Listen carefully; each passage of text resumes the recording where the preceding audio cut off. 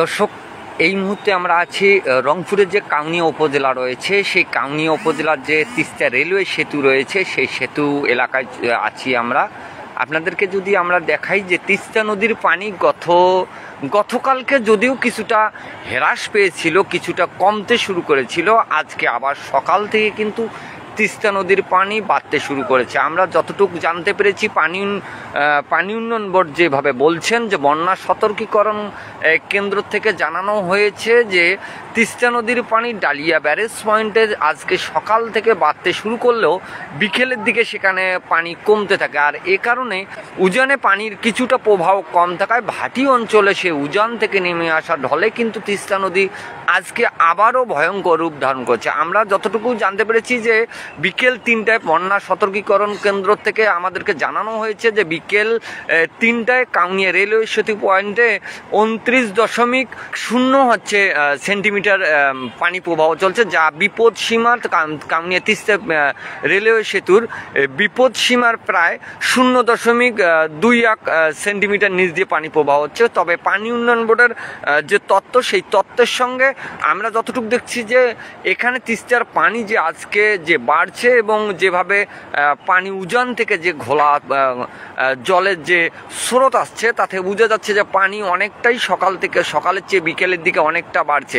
আমরা নদীর তীরবর্তী এলাকার মানুষদের সঙ্গে কথা বলেছি, তারা যেমনটি বলছেন যে সকালে যদি তিস্তার পানি বাড়ে সেখানে সংখ্যা কম থেকে, কারণ তিস্তার পানি সকালে বাড়লে বিকেলের দিকে ভাটির দিকে চলে যায়, ভাটির দিকে চলে গেলে পানি বন্যা বা সৃষ্ট বন্যা বা স্বল্পমেয়াদী বন্যা বা পানিবন্দী হওয়ার কোনো সুযোগ থাকে না।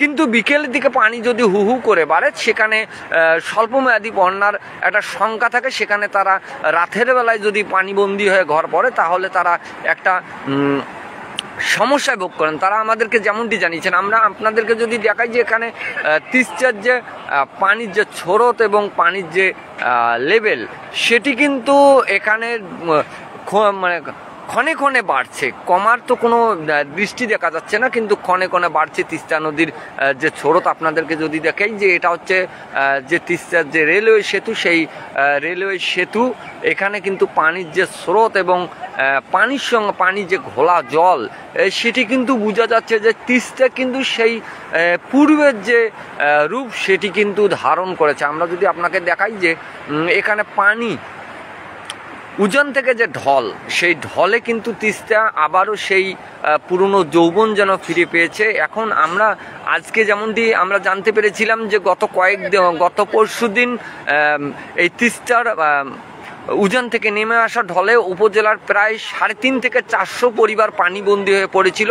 সেখানে পানিবন্দী মানুষরা যাতে কোনো কষ্ট না পায় সেজন্য কিন্তু উপজেলা প্রশাসনের পক্ষ থেকে ত্রাণ সহযোগিতা দেওয়া হয়েছিল পানিবন্দী মানুষদেরকে।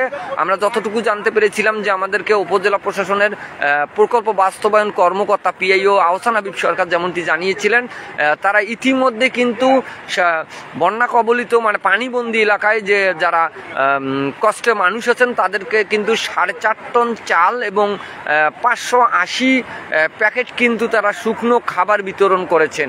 এবং আজকে যেভাবে পানি বাড়ছে, এখানকার নদীর তীরবর্তী মানুষরা যেটা বলছেন যে আজকে যেভাবে পানি বাড়ছে তাতে আবারও নদীর তীরবর্তী যে এলাকাগুলো রয়েছে সেই এলাকাগুলো আবারও প্লাবিত হতে পারে, পানিবন্দী হয়ে পড়তে পারে প্রায় 5 শতাধিক পরিবার। কিন্তু আমরা উপজেলা প্রশাসন যেমনটি আমাদেরকে জানিয়েছে যে সরকারের পক্ষ থেকে কিন্তু যথেষ্ট ত্রাণ রয়েছে।